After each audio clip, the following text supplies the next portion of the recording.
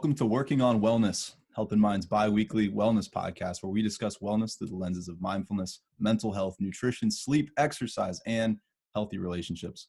We're really excited you're with us today. We have Brent returning, and today we're going to talk about the trichotomy of the human experience. We'd like to remind you that you can learn more about the 6 tenets of wellness and how to get connected with us here at Health and Mind by clicking the link in the show notes. Brent, welcome back, man. Good to see you again, Henry. Good to see you too. Always good to see you, man. And we have not picked a small, simple topic today, the trichotomy of the human experience. And I mentioned to you before we start recording that I'm fuzzy on this idea. I know that the body's part of it, and then the mind, soul, spirit, that's kind of another thing. And it sounds like there's 3 distinct parts of this trichotomy. So maybe we could start there with some definitional stuff. What are the aspects of the trichotomy? Good place to start. So I'll preface it with this. This is not an original idea. This trichotomous view of the human being has been around since Roman era, so Plato. It's one of the ways that human beings have tried to understand who we are and how we experience reality. But I think it becomes most obvious to our experience for us to relate to reality through the body. That's what we're most conscious of. And then maybe comes the mind. We know that we have a mind, but it's this third part of the soul/spirit. Those words are essentially interchangeable depending on what view you choose to take. But it's that last part that is so ethereal and so mysterious that every human being has the sense of, okay, there's this other part of us, but it's not quite solid enough that we can measure it. And I think that it's that lack of that measurability, that lack of ability to quantify something that so much of, at least in our modern society, we struggle to accept. When you also combine that, the challenge of making something tangible, and then you complicate it or you throw it into the politicism that is a different religion, you get a lot of division on how people relate to the idea of spirit or soul. But for the sake of this episode, I think that it's a great place to begin and just give what I view as a very baseline, universal human experience, which is that we have a mind, we have a body, and we have a spirit. Okay, I'll just use that word. I don't think anybody would disagree with me there. So for the body, we'll just start there. It's the most obvious. You have a physical form. You have, I almost said 4 legs. You have 2 legs. You have 2 arms. You've got all of your physical features that distinguish you from another person. And you have, the different divisions of age or health and all of those things that set you apart. So that's very obvious. Next comes the mind. The mind is our consciousness. So how we think, how we perceive, and thus engage with the reality that we perceive and how we perceive things. But that perception is based upon, what would they call that? Nature and nurture.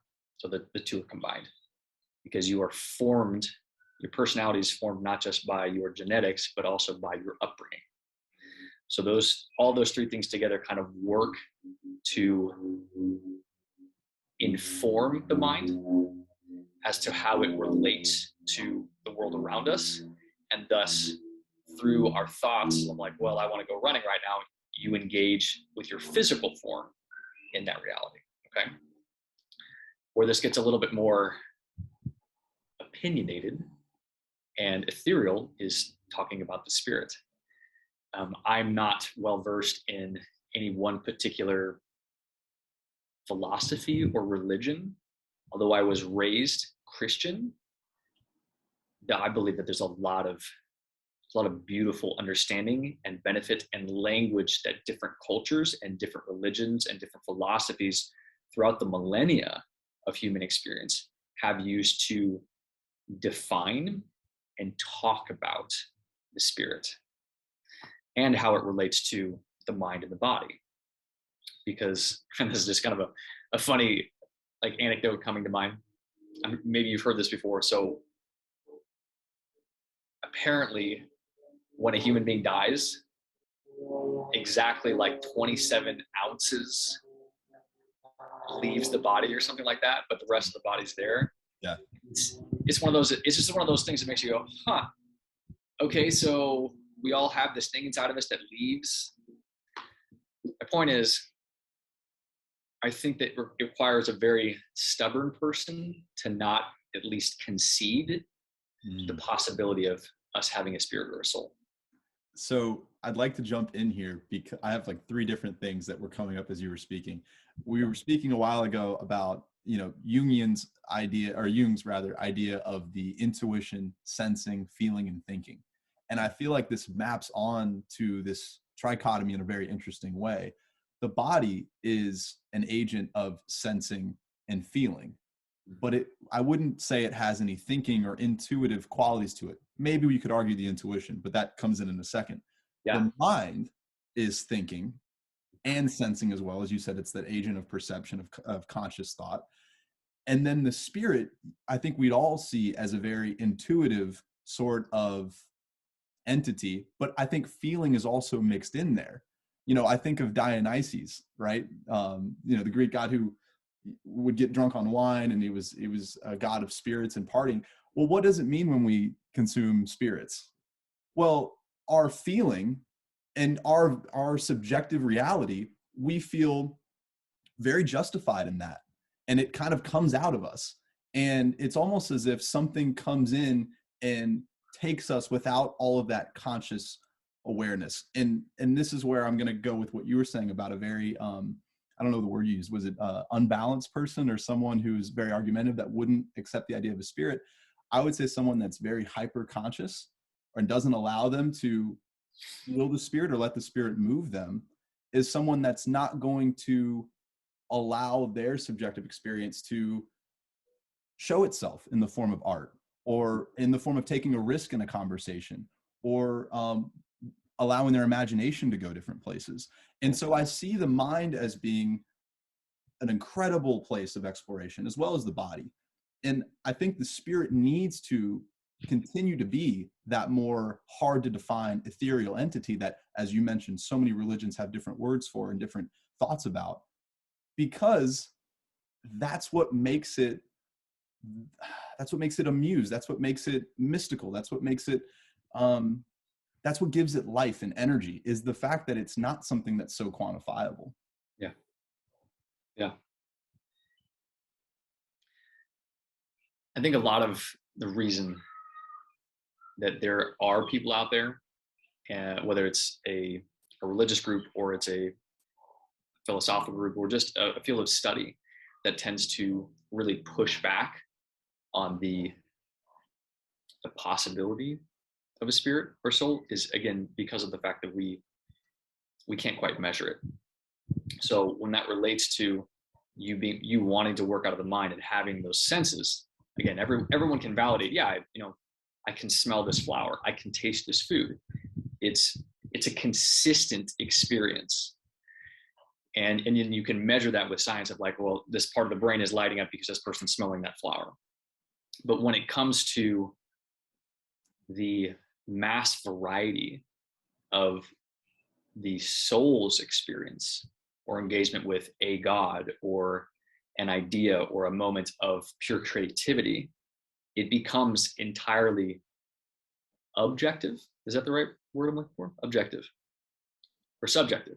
I always get confused about the two. Point is, until we at least concede that there might be this third part of us that influences how we think and how we feel, I personally believe that those individuals are missing out.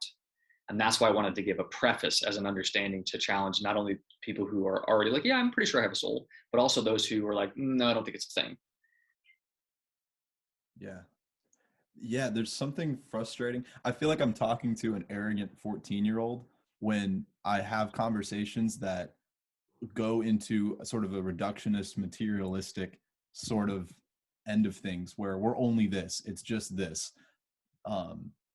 Because I feel like they may be right, based on what we can prove right now. And they may be right once we can prove everything that is. And that's all okay. But I think what you and I are speaking about is an experience we have that we can choose to deny, but we've all been there. We've all been moved by a piece of music. We've all been enthralled in a movie. Is that all cognitive, or is there something, I don't know, man. It just feels as if when we don't allow ourselves to be open to having our spirit speak or to feel the spirit, we do miss out on something there. Whether it's a real thing or it's just a word we've attached onto this feeling we're talking about. I get frustrated, but I also don't have the words, and going back to what I was saying earlier about the difficult in definition of it, to argue against it, other than that agreement I have with you, which is it just seems like a lower quality of existence when you don't. There's a quote I want to throw in here that kind of explains what I'm saying. Okay. I'm blanking on the specific person who said it, but the quote was, people that don't believe in God don't look low enough. Here's what I mean. They don't look low enough? They don't look low enough. Which is to say that beauty and curiosity and movement and life are all around us and can be appreciated and seen as divine. But people that don't believe want to say, well, where is God? Prove me. Show me exactly where God is. Prove how God's working in this situation. Well, if you approach it with that attitude, you can do that. But I don't know that I don't choose to live my life that way. And maybe I can't articulate it yet why, but I think it has something to do with this idea of a soul and being open to that idea. Yeah. Yeah, that's a good point.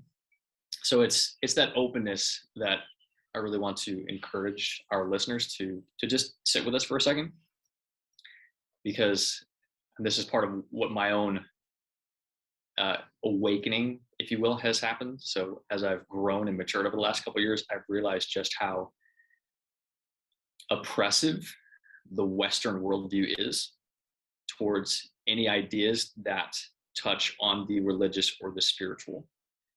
And my perception as to why this has occurred is because we have historically been a people that wants to see and touch and measure things. So take the example of germs. So like at the turn of the 19th century or the 20th century, there were a couple of doctors who started thinking, hey, maybe there's these very small microorganisms that are making us sick. They're causing all of these sicknesses. The medical world at the time was like, no, that's not a thing. But it only took a couple of decades for people to see the evidences to affirm what was essentially just the sense of, or the idea of this, there might be something here. But simply because we couldn't see it, because it was invisible to the naked eye, most people didn't accept it. So that same inability, that same pressure or wantedness to see something before we believe it, I think very much closes us off to in our entire society of believing things that occur which are beyond our sight or measurability. I mean, whether it's light waves or it's radio waves or anything else that we discovered with technology that we can now use, just because we can't physically measure it does not mean that it's not there. So when you take that into the realm of conscious experience, that's where I think that we just need to accept that every single person has the ability to relate with this world in a different way, and they're going to use a language that is derived from their culture and their upbringing. So we're either going to speak with Christian language, we're going to speak with Buddhist terms, or we're going to speak with something else. But no matter, if we can find the interrelation, the overlappedness between those words, we can come to the understanding of, yeah, I think this is a thing. But to kind of skip into why I wanted to talk about this, why we wanted to talk about this, is because I believe that until we become aware of that third part of ourselves, I think that we are missing out on not only the opportunity to find wellness and balance within ourselves, but also fulfillment and genuine abundance within ourselves. Mm-hmm. Mm-hmm. I couldn't agree with that more. That word fulfillment really resonated, and the word abundance did too, which I think goes back to that quote, looking low and seeing the tremendous amount of beauty and blessing that are in every moment of life is something that you can't do if you are not in tune with the spirit and the soul. There's something about the soul that is so grounding, and that's beyond the cognition, that's beyond the body, in my opinion. Yeah. I had a thought I wanted to throw in there, but I'm sort of blanking on it at the moment.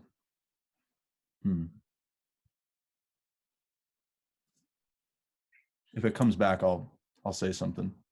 But it's this. So I found that, again, and I'm like you, man, I take a cursory glance at many, many things. And so I might not be able, like you didn't say the name of the doctor that discovered bacteria or whatever, but I'm not going to have a specific date here. But I will say that I've heard that as societies collapse, they lose first their morality. They lose first their social narrative or religious narrative that they all share. And I think the reason for the collapse then is, number one, we need sort of that structure that binds us. But also, if we don't believe in anything other than the government or ourselves or our own feelings, our own body and mind, then that leads us to act in a way that's very small. It's not abundant. It's what's best for me in this moment. And the soul and the spirit, I think, are the windows in which not only intellectually we can understand, but we can feel and abide by the broader lens of our lives. It's more about what feels good and I want to do today. It's about, where does my soul lead me? What path in life do I want to take as a human being? It's going to be broader when we sit with our spirits, sit with our souls and say, where are you calling me today? It leads us to these awarenesses that the mind and the body, if we didn't have the soul, it would be kind of like a machine. It wouldn't be human. Mm. Yeah. So let's step into something tangible then. Okay. So like a tangible action, because I think we've touched long enough on the conceptualization of the idea. All right. So we'll take something like the body. Okay. So you brought up the senses. I think that's a beautiful word and understanding for us to relate to what's the body for. The body is for the five senses, for feeling, seeing, all that stuff. But what it does is, the moment that we engage with a specific sense or multiple senses, we're bringing that information in and we're processing it with our minds. Okay. What's interesting is that, and this is what I'm trying to touch on, there are moments when we are still, when we're quiet, and even when we're alone, that our physical senses, our body, picks up on something that our mind acknowledges, but at least for me, feels like it's coming from outside of my consciousness or my body, if that makes sense. It does. Yeah. So, and that's, I mean, there's many words for that too. Muse is one that you've already used. Inspiration, genius, divinity. Again, the language is interchangeable, but the experience is consistently universal. People have this. I think the point in talking about these three divisions is to help people to recognize that in order for you to become more balanced, more stable emotionally, physically, and spiritually, we need to recognize that there is this trichotomous view of the being. There is this trichotomous reality. We're very good in our society at taking care of ourselves by eating right and exercising. We've got that down. And sleeping, like we get it. That's been hounded into our brains for decades now. But people still are not very healthy. So the question becomes, okay, so what are we not doing? I've been learning a lot recently about how the mind is essentially the source of emotion. So you can experience something through the body, as in, like, let's say you walk up to an ex-girlfriend and you have that visceral experience of like fear and anxiety and anger and all this stuff that goes with it. Your mind's creating those emotions and physically unsettling the body. Maybe you get the churning in your gut, or your hands get really tense, or you start sweating. Like, the mind and the emotions are triggering the body to have that experience. but it's through choosing in those moments to recognize what your mind and your body are telling you, to find moments of peace and stillness that I believe and have experienced on many occasions now, especially in the last few years, that we find a reorientation, a rebalancing, and the peace that calms our minds and our emotions and thus calms our body. So it's like this downward effect. So you find the peace that comes from outside of yourself that reorients the mind and thus rebalances the body. That made a lot of sense. Yeah. And there's something about the stillness that you said, a reorientation. What came up for me was flexibility, which you don't get in a moment where that happens, where you see your ex-girlfriend, or, well, and another one might be, you're getting a massage and it hurts, dude. The body is in pain, but we can perceive it as pleasurable. What's up with that? Is it the knowing of the purpose we're after? The idea of fulfillment I attach to meaning. And whenever I think of meaning, I think back to that Viktor Frankl book when he's in Auschwitz. he's a prisoner of the Holocaust. He's experiencing this, and yet people around him are finding meaning, and it's driving them to survive and live. And so I think what we're connecting here, and what we're trying to lift up as well, is it's not just simply a cognition of what the thing is. It's that sense of meaning and that flexibility to reorient is a mind-body. I'm screwing this up. What I mean to say is that the soul working top to bottom is only works when the body and the mind are together. Yes. Right? And that can only really happen if we're a very integrated person and we're also experiencing things that aren't completely novel to us. And so we have that kind of control. Or when we find that stillness, we can take what the body or mind is experiencing, get them on the same page. And that's the trichotomy I see working together. Yeah. Yeah. And it's important to reinforce that these are inseparable. It is a trichotomy, but they are inseparable. So there's an example or a metaphor that's been kind of running through my mind as we've been talking about this. Water is trichotomous. It is gas, it is liquid, and it's solid. Basically, every element, as far as my basic understanding of science goes, every element has a gas form, a liquid form, and a solid form. So is it a stretch to assume that we as a human being also have a trichotomous form? The spirit could be the gas form, the somewhat invisible but still present, and then the mind would be the liquid, if you will, and then the body would be the solid form, the very tangible form. So I'm using that as just a placeholder in the mind, a metaphor, if you will, to relate back to that.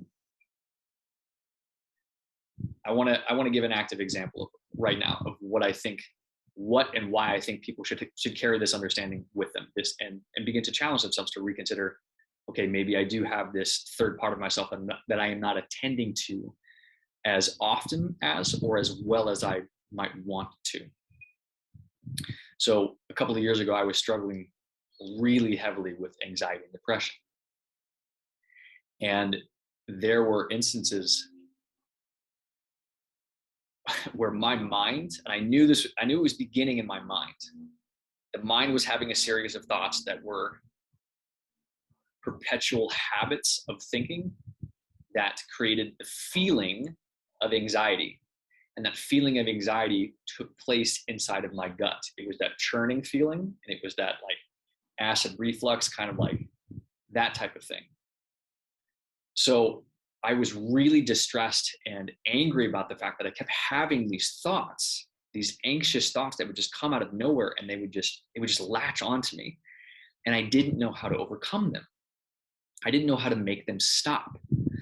So it took a couple of years, but it took different perspectives, different books, different experiences and habits like prayer and meditation and exercise for me to learn how to shut off, or at least push pause on that obsessive thought that was triggering the physical experience. So in order for me to shut off that thought, I had to learn how to essentially step out of my mind, if you will, or step away from the screaming, like chaotic, anxious filled mind, and try to find a source of peace and stillness and reorientation. So it was only through first recognizing, oh my gosh, I'm having anxious thoughts again. Oh my gosh, I'm feeling that feeling in my stomach. I don't want this. What do I do? Okay, well, for me, I started using prayer a lot. And that's, I would say that it's not a religious thing. You don't have to be Christian to pray. You don't have to be Buddhist, whatever. Prayer is just an active participation in voicing your concerns or your thoughts. And by voicing those things, just as if you were talking to a friend and you needed help and you're really anxious about something, there's a calming effect that's happening. But in the case of prayer, you're just speaking aloud to maybe a God, maybe not necessarily something in particular, but it is still activating that same calming effect. And it's through that calming effect that we then have the mind finds its stability again, and then the body finds its peace again. It's a conscious choosing to look at what's causing the issue, whether it's cognitive or physical, and then an opening up to it for insight and understanding and growth. Yeah. Which is so mapped onto what therapy is. Someone comes in and maybe they know what's going on, maybe they don't. And as they begin to tell their story and open up about what's going on in their lives, maybe insights pop up just as they start that process, or maybe they don't. And with the help of the therapist, what is the therapist really doing? They're not telling them what they need to think, or, oh, you're not thinking about this part. What they'll do is they'll invite the person to be curious about that. When you're experiencing this, when you're around this person, what happens just before that? Or how long has this been going on? The questions that allow the person to go, okay, this is the problem. I know that it's in this area. I'm going to look right at it and be open to learning. And something about that is soul inviting or spirit invoking, maybe. Yeah. And it's those moments. And this is going to be and is a tricky thing to articulate, because it is such an individual experience. It is an individual sensation. But I would argue that those moments of inspiration, those moments of, oh, when you're either having a conversation with a friend or you're sitting down with your therapist and they throw a question at you, and then all of a sudden you're like, that's it. That's what I needed to know. For me, those moments I call and consider pure inspiration. But the more that I've had those, and I've been having a lot of it the last couple of years, as I've practiced this stair-steppedness from the consciousness, from the spirit to the mind to the body, what it feels like is those moments of, oh, or the moments of inspiration, they're occurring outside of myself. They're occurring outside of my mind, because it's like they're coming through. They're happening to me rather than in me, if that makes sense. And this is why this is so tricky, is because that's just my experience of it. We could extend that to another environment where, let's say I'm playing piano. I play piano. I can move my fingers on the keys and I know certain chords, but the moments where I just let my fingers do things and I get out of my head and just improvise, that's when inspiration happens. And that's where the melody is coming from somewhere beyond yourself. You could argue that for fine artists. You could argue that for an athlete. Whatever the action is that is taking place in the body with the mind, the inspiration is coming from outside of ourselves. That's what's so beautiful And so for me, enlivening and filling. But if I would argue that if we are closed off to the recognition of, oh my gosh, I'm inspired again, or oh my gosh, I'm having another beautiful thought, we're missing out on something that is truly joyful, something that breeds joy and gratitude within ourselves, which in and of itself is stabilizing for the mind and for the body. Well, so how come we don't value it like that? I feel as if, you and I are sitting down, we're having a conversation. This is a podcast. And so it's easy for us to say, to do this kind of a thing. But as you just said, this has been a practice of yours that came in due to feeling anxiety and depression. So ostensibly, this was a difficult practice for you for a time. I think for anybody that has anxiety or has difficult stuff going on in their life, this is something hard to practice. And then also there's the societal element of a requirement for our bodies to be here doing this thing at this time and our minds to think this, otherwise there's a judgment. So I guess maybe a better question to ask is, what reasons can you give to the listeners as to why they should start to really tap into the soul and the spirit the best they can? What are some more benefits that would lie within doing that? Besides joy and fulfillment and I'm not sold yet, Brent.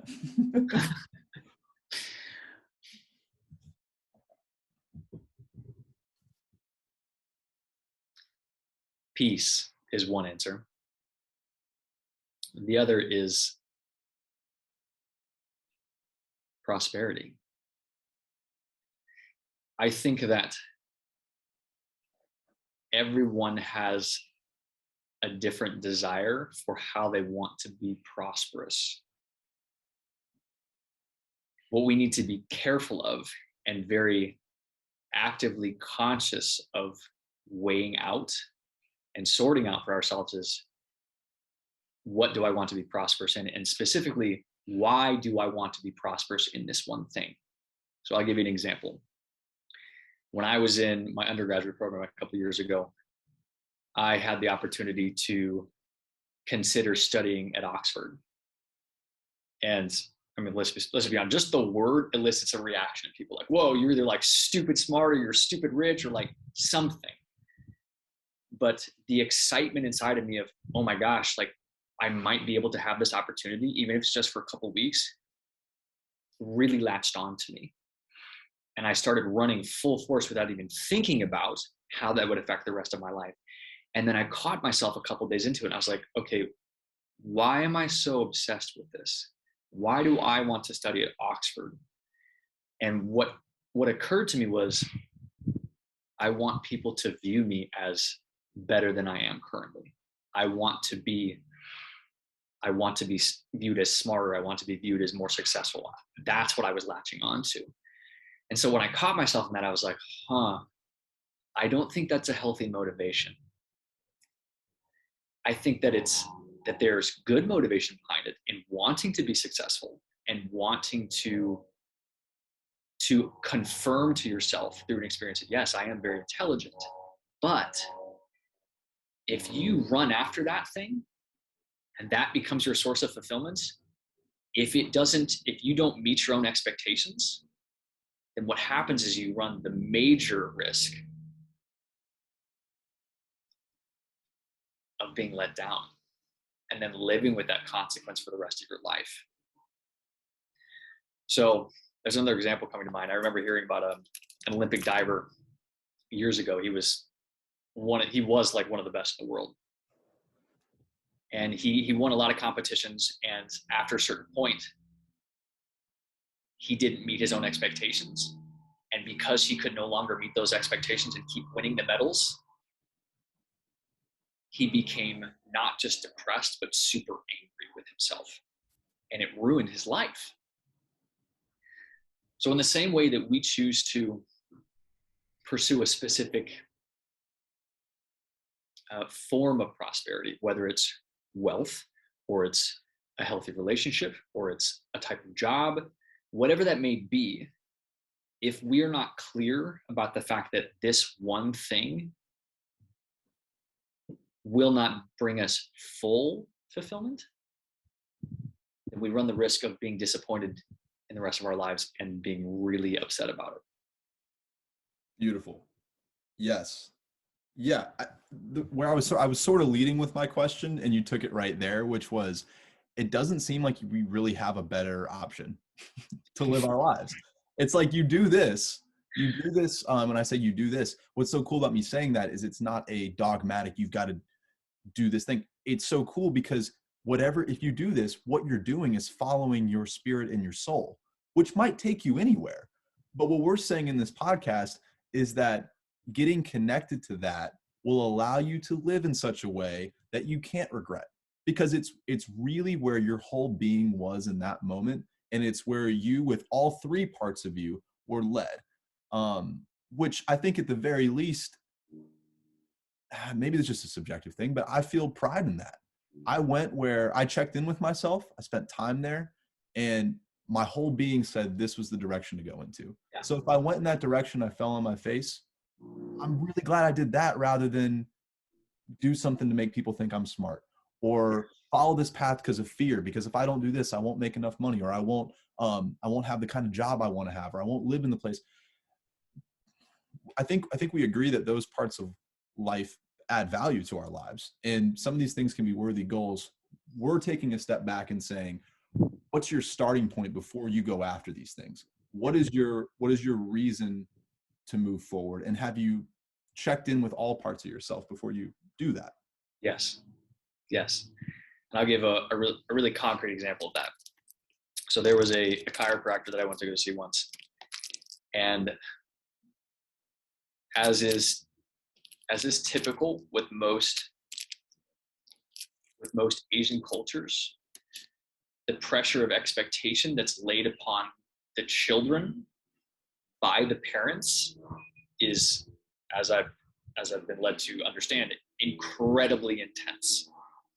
So in this instance, it's one of those very unique moments where the doctor was vulnerable with me. He said, how did you become a chiropractor? He goes, well, I actually didn't want to become a doctor, but my parents wanted me to become a doctor. He said, I would have rather done this. And you could tell that there was resentment and a level of unhappiness, but also of, this is where I'm at, what else can I do? Like, I've got a practice, I've got responsibilities now, I've got a mortgage, you've got all these other things that has locked him into not just a lifestyle, but a way of being that was not his greatest good. And thus, because he's not fulfilled in that, because he doesn't feel that joy and inspiration of doing what's true to him, every aspect of his life suffers, even if it's just a little bit. Maybe he's not as kind to his parents because there's that underflow of resentment. Maybe he's not as engaged with what he's learning because it's like, well, I really wanted to learn how to be a gardener or a musician. Right. And so his soul is still divided. But the reason that's such a good example is because that can happen to every single one of us. In that instance, this doctor listened more to his parents and what they wanted him to believe, arguably out of their own insecurities of, we need to be financially prosperous, that he had to shut down the other parts of himself that, when acknowledged and when cultivated, create a fuller, more vibrant prosperity. And I want to add in here that we don't get to talk the way we're talking, Brent, unless we have clothes on our backs, shelter, food. Yes. You need these things. And depending where in Asia you're coming from, it could be beyond just the values of the society. Maybe this guy's parents came from a situation in which if we didn't go out and make money, our lives could be at risk. And so, sort of having that level of compassion, which I know we do, we wouldn't say, well, it doesn't matter, go live your truth. I think that we do need to take care of basic responsibilities as people. However, many times we think, okay, I'm going to just take care of responsibilities and that's going to bring me the fulfillment. and we don't plan for the next step.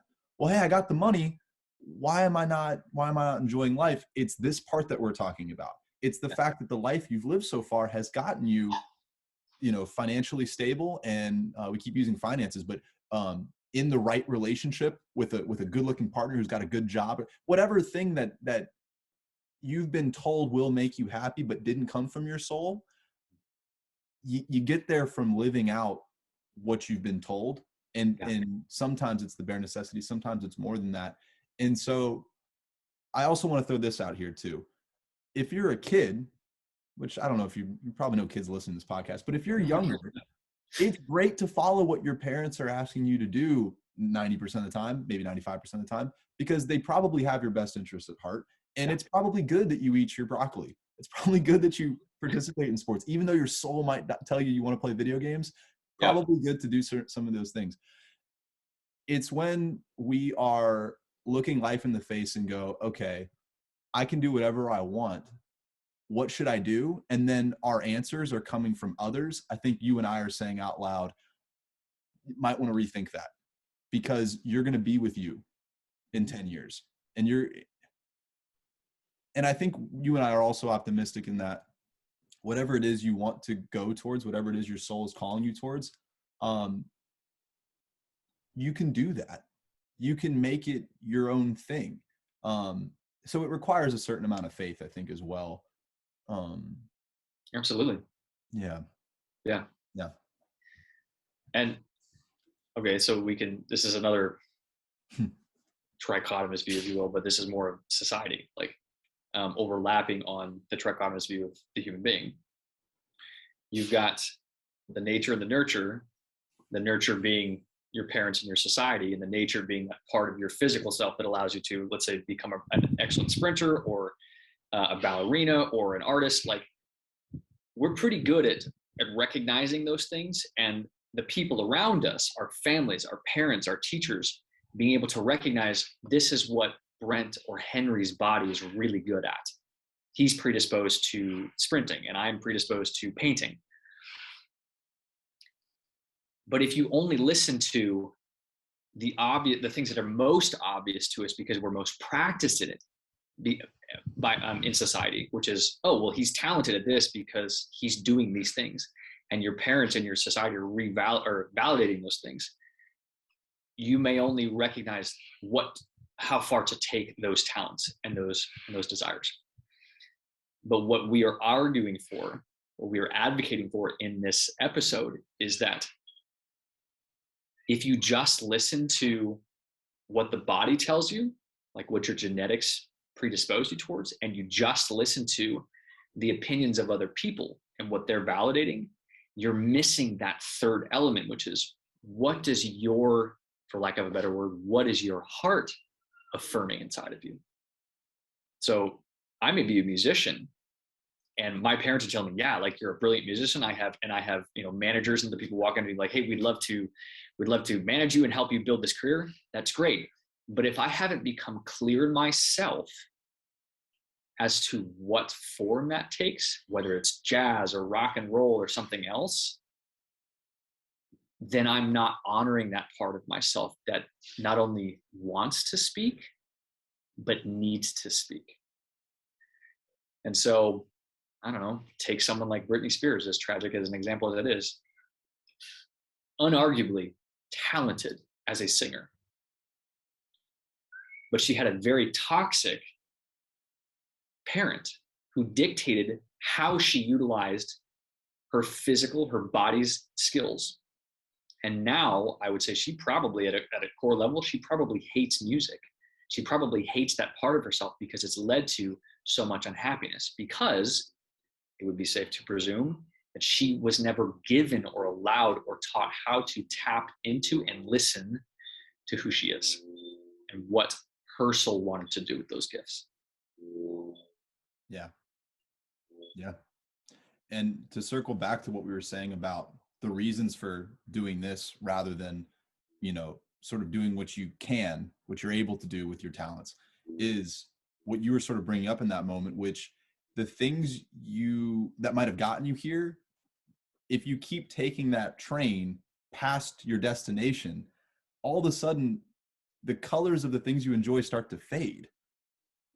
You can't trick yourself, I think is what I'm trying to say. You Yeah. know when you're not living in conjunction with your soul, and it might work to keep the body alive or keep the mind, I don't know what the right word for the mind is, but maybe to keep those beliefs intact that aren't serving you any longer.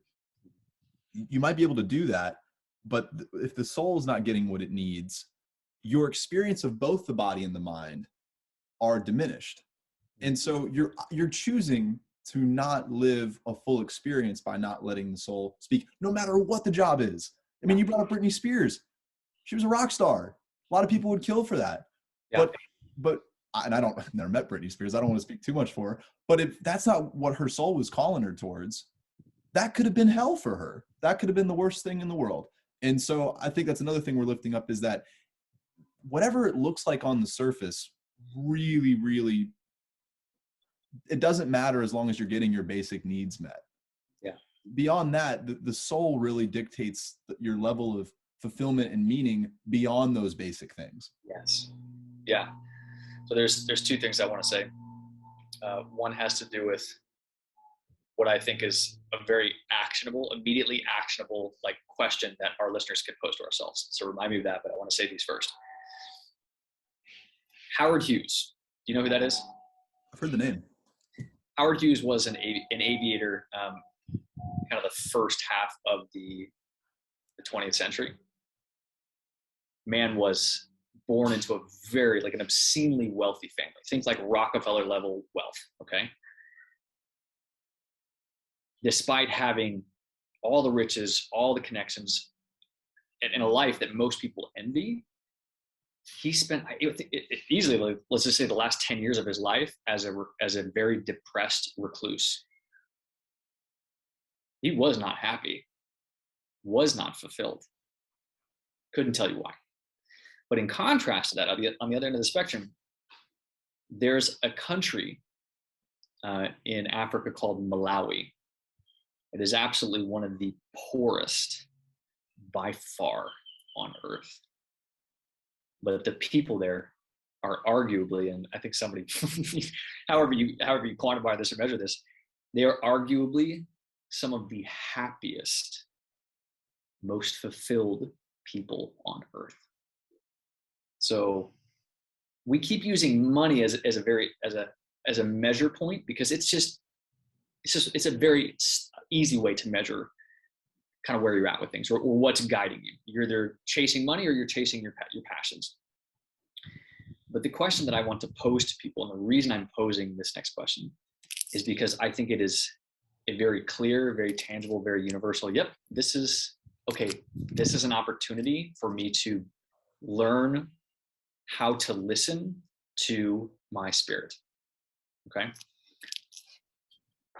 Here's the question. Are you fulfilled at the job that you currently have?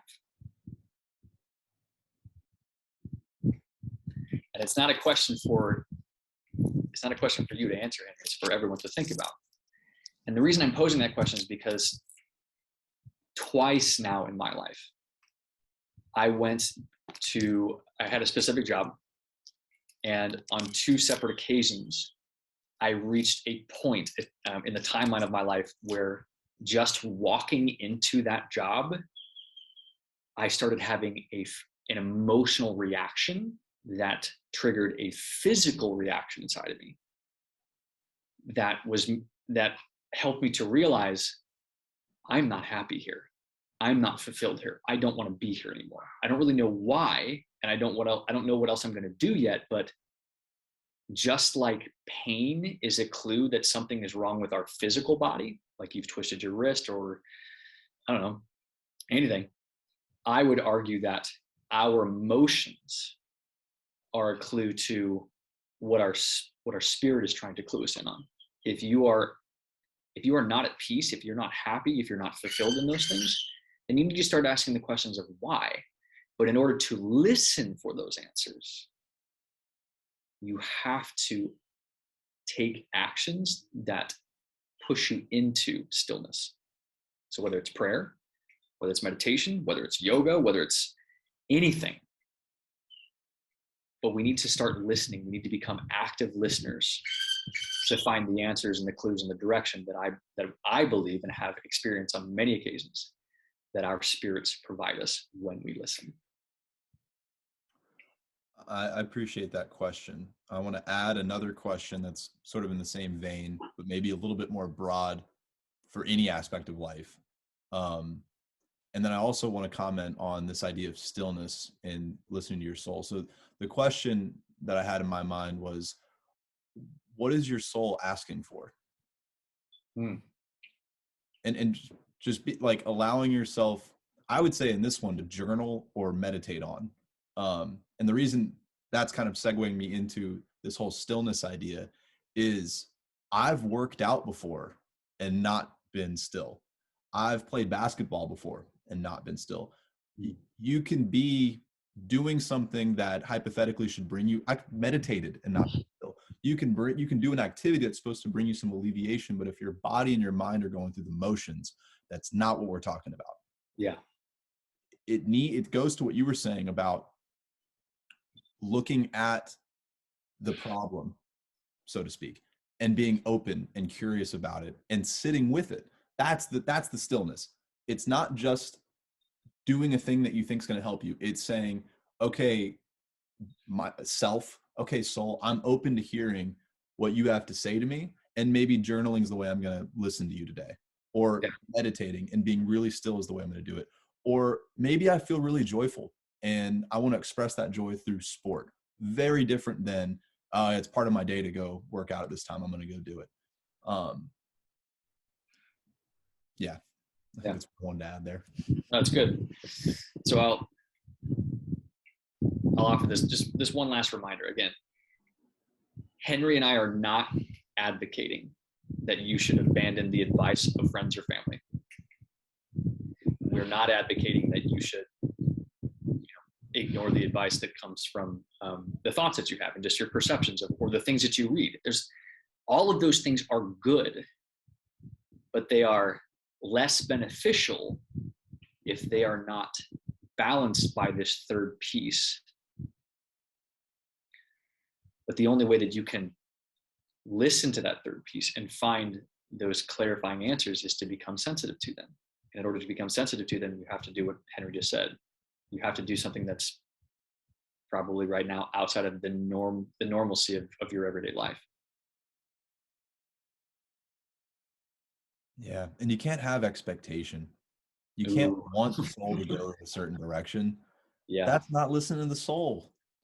That's trying to direct your life. And that word curiosity, I keep bringing it up because I think it implies the openness and it implies the not knowingness that you approach the situation with. And if you don't have that, then I think you're cutting yourself off from what could come up.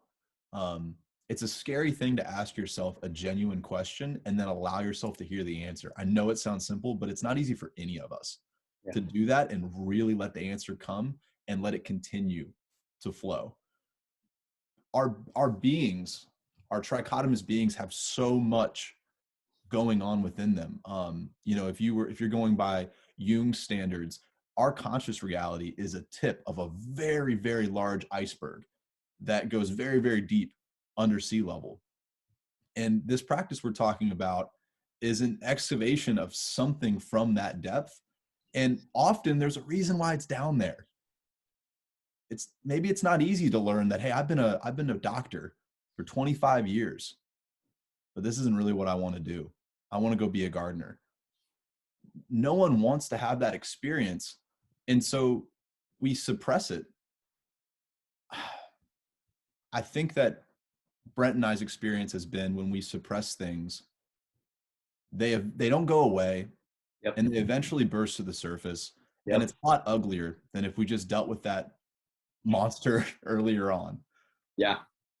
Yeah. Well said. Well said. And I'm going to give an obvious cheat code, if you will, or like a starting point. This has been a very rude awakening for me. in the last couple of years, especially these last few months. That iceberg that you alluded to,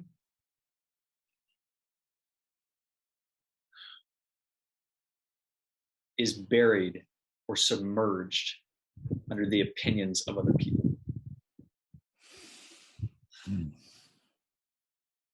So again, if we are just listening to those outside of us and whatever we're perceiving in the world, if we're just listening to those things and allowing those to inform us as to what we want or what we need to feel peace and fulfillment, then we're not going to find it, because it's going to be constantly buried under the opinions of other people and other systems and other cultures until we learn to accept and listen and rebalance those other two perspectives. You're going to continue to feel lost, and you're going to continue to feel that nag of your heart, and you're going to continue to feel those pangs of the soul, and it's going to wake you up at night.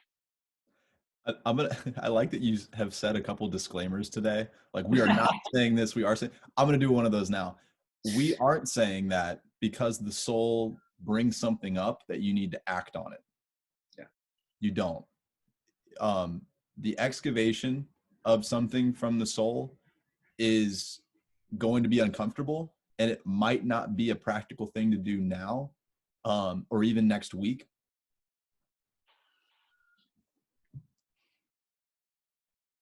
But you're going to be moved forward in this life by the iceberg. It is you. So if you can't spend time with it and get to know it, you're going to be driven forward by it. At least when you bring these things up to conscious awareness, the workbench of the mind, you can start to actually do something with it that's more conscious and that's less influenced by other people, because it wouldn't be down there. I love that point you made, Brent. It wouldn't be down there if it wouldn't stay down there, rather, if it's something that needs to come up, if it wasn't for the judgment of others or the self-judgment. Notice that those things stay down because of your judgment about them. And we're just saying, give yourself a space to withhold the judgments and let them speak. And then, hey, you make your decision after that. But observe that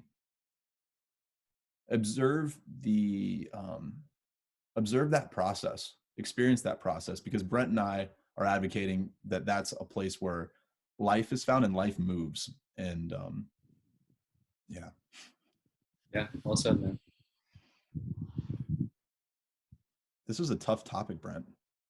This is a lot here, man. I feel like I've got my arms outstretched trying to grapple this concept. What are some things that we're still trying to learn about this trichotomy? What are some things that we don't quite get?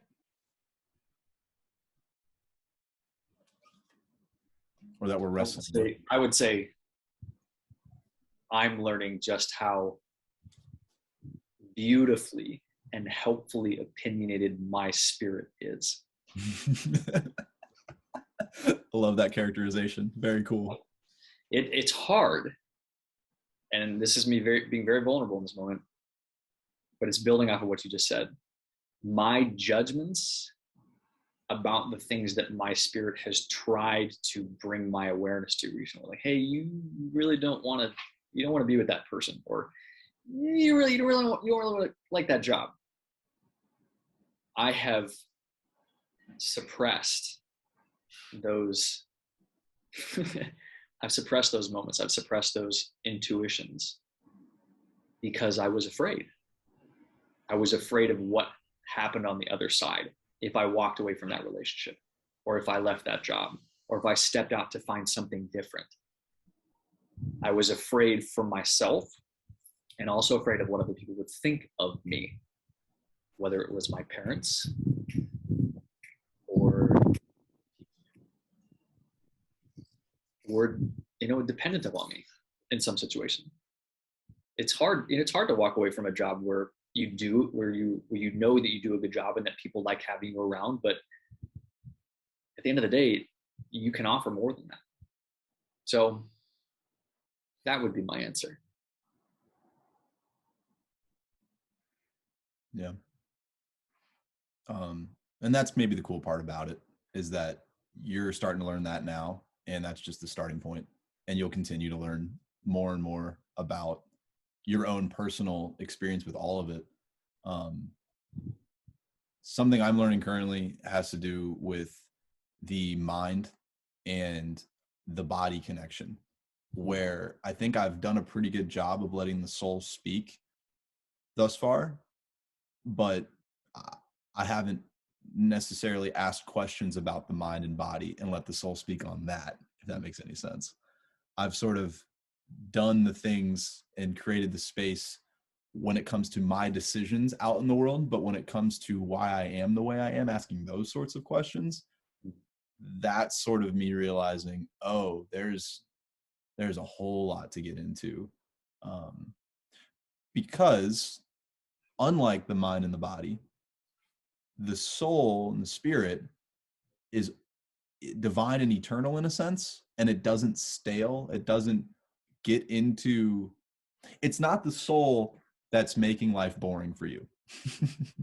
It's not the soul that's making life devoid of fun, levity, or I don't know.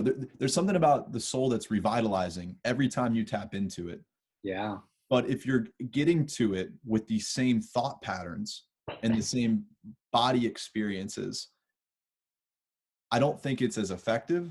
And I'm realizing my own sort of cognitive biases or body biases that I've just sort of accepted. And now that I'm questioning those, the spirit now has more room to work with, so to speak. I'm not sure if that makes sense. No, it does.